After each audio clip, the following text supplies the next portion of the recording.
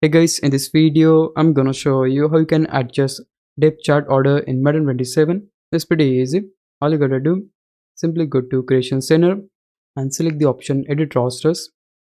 Go to Order Depth Chart, and here you can simply change the order by selecting like this. You can see it is that easy.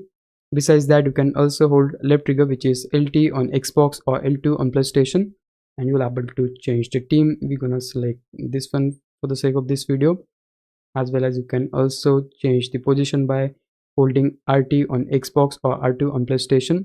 We'll select this one. Now, as I said, you just need to select the players and you'll able to change the order. It is that easy.